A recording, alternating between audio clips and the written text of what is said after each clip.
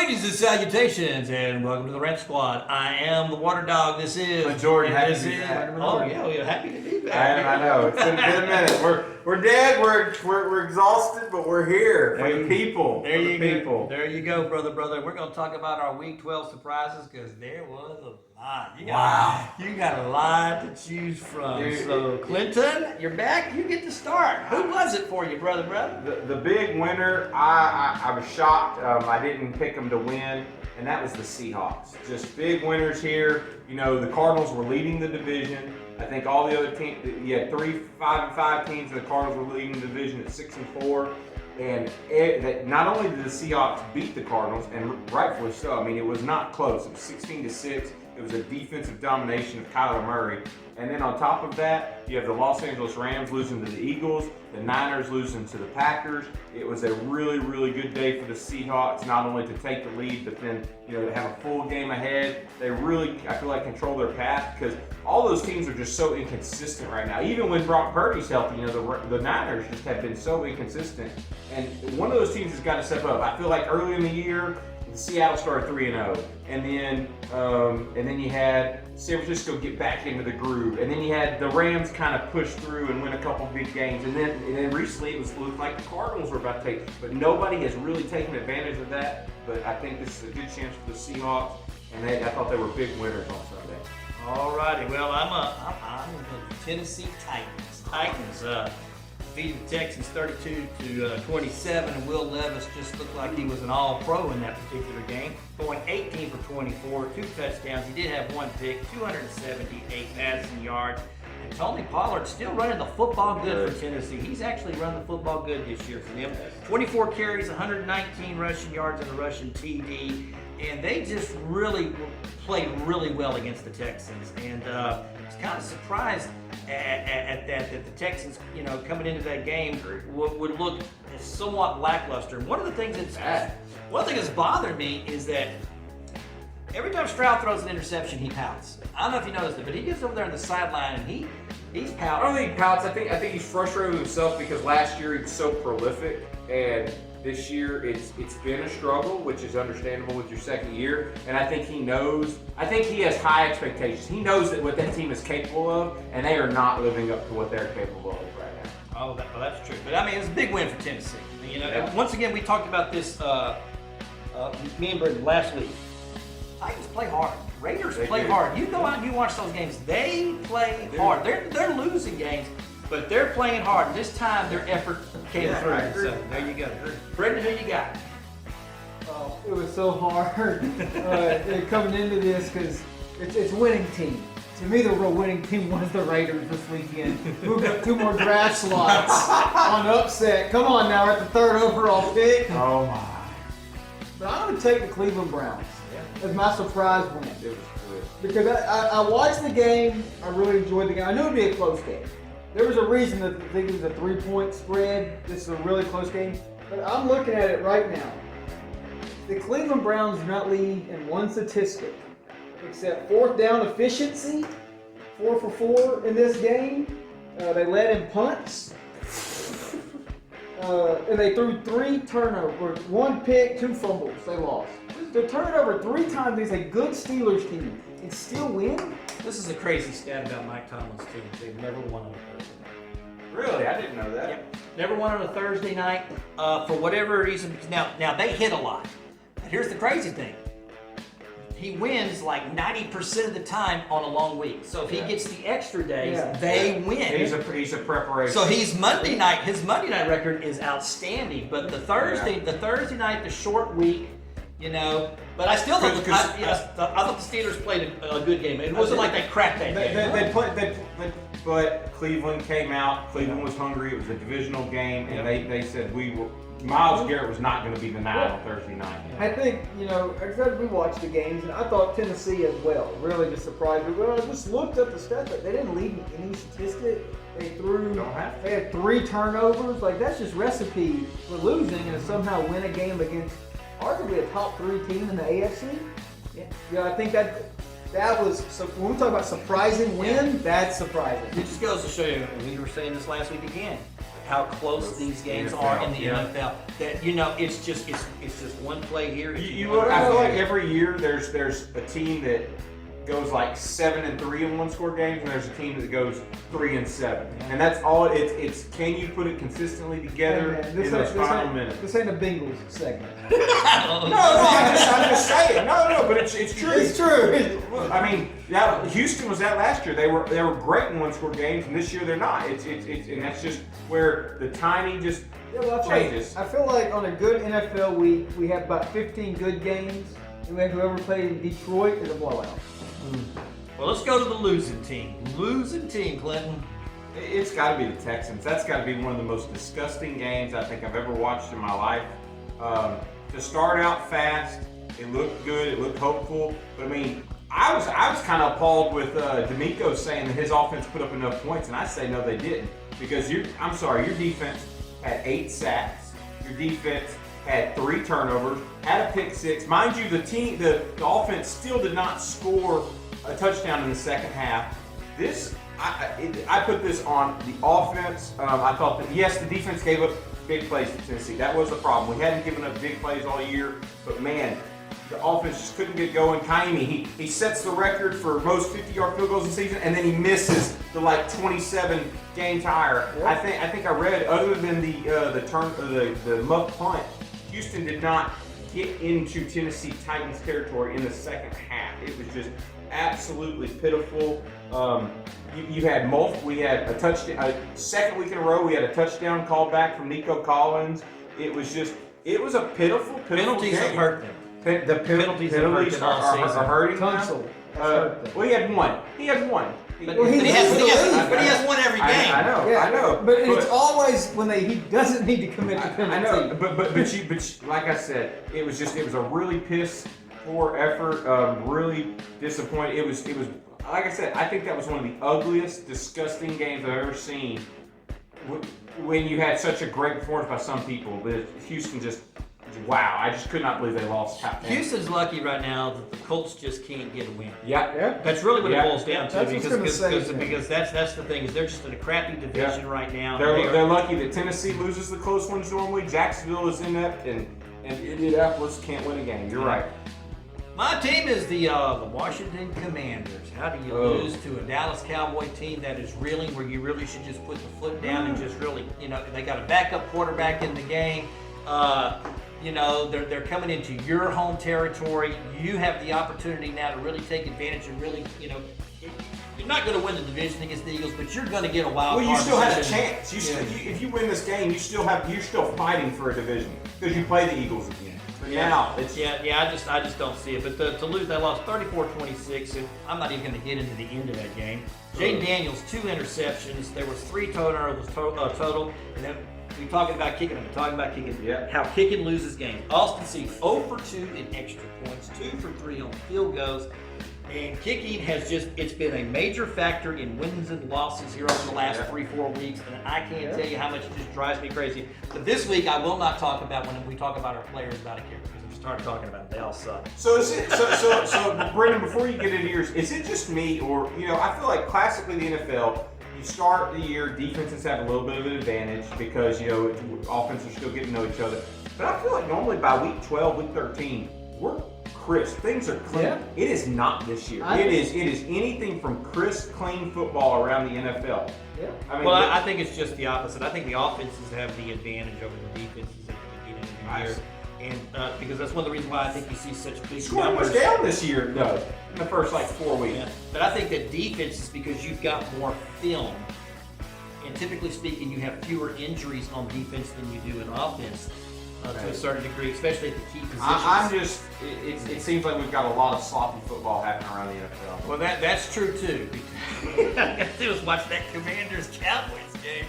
You see some slop, brother. Brendan, who's the losing team?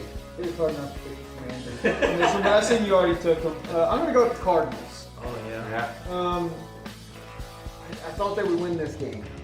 And just only put up 6 points.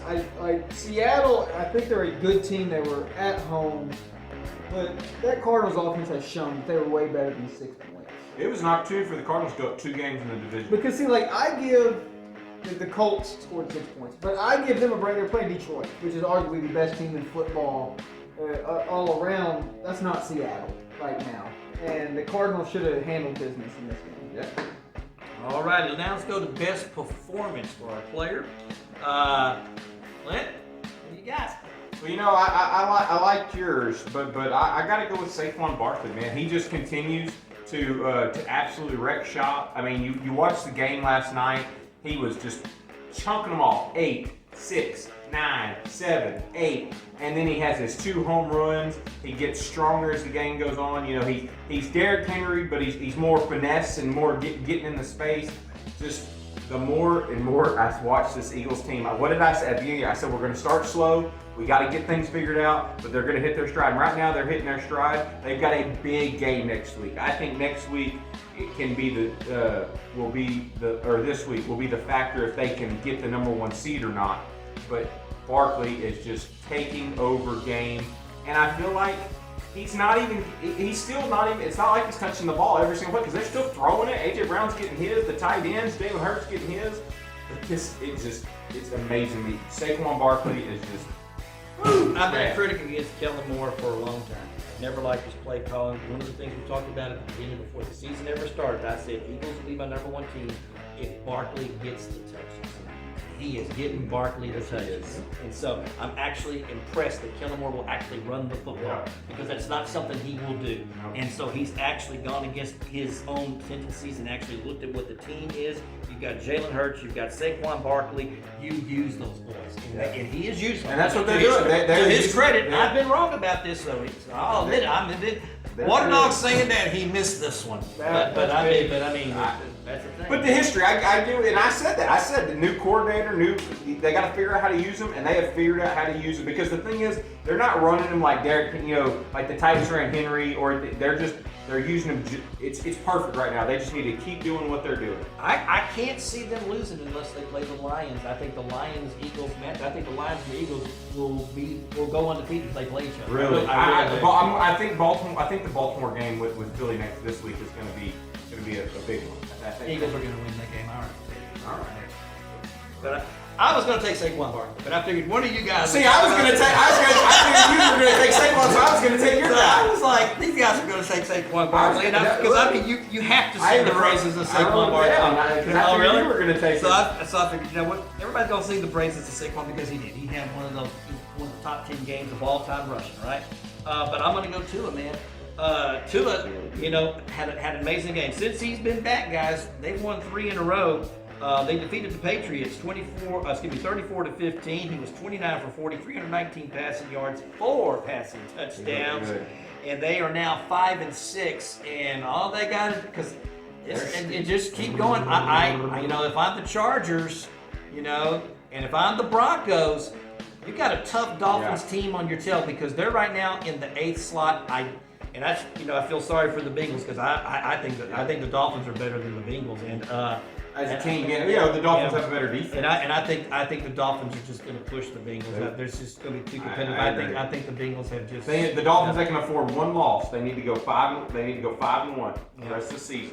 And I think it's doable for them. It absolutely is. I think Tua has just been a machine with that team. You got to give him credit. I mean, I was kind of surprised that he actually decided to come back and play after the concussion.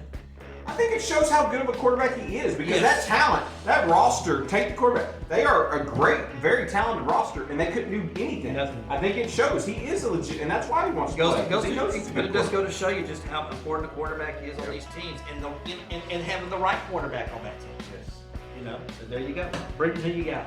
So, Saquon, Tua. I'm going with Delaney Hunter. And I don't have the rule they got to win to be my best performance. Yeah, 49 snaps, 7 tackles, 3 sacks, and he just always made the big play when the defense needed it. And sadly, the offense couldn't return the favor because when Stroud, I want to say, throws that pick. Which one? But if I'm not mistaken, it's at the end of the second. Yeah. And they're right there in field goal range. He gets at least 1 sack there. He got 2, and he almost knocked him out of field goal range. The kicker ended up making Correct. So I just, that was just a really big performance. I hate it that they couldn't win that game. Him and Will Anderson. Yeah. Oh, they're a special pass rush team. That right there. But we talked about that at the very beginning of the season. Remember, I told you Neil Hunter was going to be one of my surprises. Because He was one of my They preseason have picks. what every team is looking for. I know the Raiders thought they would get that with Crosby and Wilkins. Detroit, I think, has tried to get that with Hutchinson. Houston, when Anderson's healthy, it works. Yeah. The same way every other team's trying to get it. Well, they've got a good front. If there's one thing they got is a good front, it's the secondary. And despite the talent at the secondary, they've got playmakers. Petrie getting hurt did that. Because they got playmakers, that can run, they can ball hog and hog. But for whatever reason, the secondary gets burned. The secondary and our offensive line. Yep. All right, let's go to worst performance. Clint. Man, I got to go with my boy, sadly, that I got him across a couple leagues. It's Jonathan Taylor. I think he had 30 yards, had a fumble. The last couple weeks, he just hasn't been on. I think that's a combination of them getting back to Anthony Richardson. I think they're trying to make Anthony Richardson work, and I think they're trying so hard that they're taking away from that team as well, which that team does run the ball. Give that rock to Jonathan Taylor. Let him cut it up the zone. He's just not been the same here the last couple of years. No, I disagree. No, completely disagree. Go watch a lot. He's had his big runs this year. He's had good games. Yes, he had. Yes, I'm absolutely sure. I just don't see him hit the hole every time as consistently. Because the offensive line doesn't know what to do because they're confused. I really do believe that. The offensive line. So you think it's more offensive line play? I think it's all with that quarterback. Yes, I think it's offensive line with that quarterback because I think you're shifting between a pocket passer and Joe Flacco. Then you're going to this zone read with Anthony Richardson. Then the offensive line doesn't know what they got to do because who knows what Anthony Richardson's going to do. I think it's a combination of I don't know. I mean, so like I watched the Texans yesterday, right? And you watch Joe Mixon. Joe Mixon, despite the fact he didn't get any yards and he got tackled behind the line of scrimmage, he's still hitting it hard. You still see his effort go boom, even though he's getting tackled behind. I don't see that in Taylor on every carry. But he's not a power back. He's just find the hole, hit the hole, one cut, run, which is what now Barkley's got a little more power and a little more shake, obviously. Yes, I 100. I still believe Jonathan Taylor is a top 6, top 7 running back in this league. I just think they are broken in Indianapolis. I really do. They do not have an identity. They keep waffling back and forth. I thought it was a great decision when they decided, hey, we're going to stick with Joe by the rest of the season. But no, that's fine. Commit to what you want to do. But then they go back and swap back for 2 games. I think they just don't have an identity. Sorry, I know I'm spitballing here, but they just don't have an identity. I don't disagree. Mine's Kyler Murray, and it's not that if you look at his stats, he was 24 for 37, 285 passing yards. He did have the 1 pick, but when you are needed to sustain drives, that's where they really just kind of struggled. And they were 3 for 12 on 3rd down, and you would have expected a better performance for him, especially coming off of the bye, and especially needing this win to cement really first place for your team. And you pretty much could have had a 2-game cushion to all extended purposes by having this win, and to come out and play flat. I mean, it just looked flat, and so I especially when I look at when I'm looking at 3rd down, or efficiency rating, I always say that's the quarterback. If you're not getting your 3rd downs converted, stuff like that, a lot of that is the quarterback. I want to know where's the generational wide receiver? Oh, Harrison. But listen, I talked about that in the beginning of the year. I've already said I think sometimes that name. I keep saying who's the best rookie receiver? Who's best? I'm telling you, it's Ladd McConkey. I've been saying it's Ladd McConkey. It's Neighbors is the best receiver. He's on the worst team. Yeah. You're talking fantasy. We're talking real NFL. I'm talking real NFL. I'm telling you right now, McConkey's going to have a better career than He's any on of a those better guys. team. And part of it. It is part of it, and I'm never going to say that's not part of it. Because if you swap the roles, Neighbors would be the number 1 wide receiver. We'll see. All right. We'll see. Who you got, Brendan? So I waffled on picking the offensive coordinator for the Houston Texans, or Joe Mixon. And my reasoning for this, he only had 22 rushing yards, 23 receiving yards, 14 rushes, and 5 receptions. He was running hard. The problem is, I don't understand this. To me, the strength of Tennessee's defense is those 2 tackles. Why are we running up to? Yeah. Why are you running in the A and the B gap into their strength? And that's our weakness is our guards. Our guards. That's where I think you hit it right. I think Bobby Slowick, he had a bad game. Because to me, okay, Yeah, all the I don't years- think it was Joe Mixon as much as it was Bobby Slowick. To I agree. me, all those years, if you were playing Houston, you find Watt, you run another way. That when you find Donald, he's double teamed, you run the other way. Hey, credit Tennessee because they knew where the Houston weakness was. It was right at the middle, and they attacked. And there was a lot of good teams that did that this week. Well, there's a lot of teams that have figured out how to play against Stroud, and I think once again, This is how you beat 'em. Tennessee exposed that. I think it's less on figuring out how to beat Stroud. Their offense runs through Joe Mixon in this run game. When they can run the ball effectively, they look amazing. When they can shut that run game down, they don't look as good. All right, brother. Well, that's week 12, man. That's how it wrapped up for us, man. And so we appreciate you watching, brother. Hey, I'm the Water Dog. This is Hi, Jordan. This is Bernard. and brothers. We are out of here.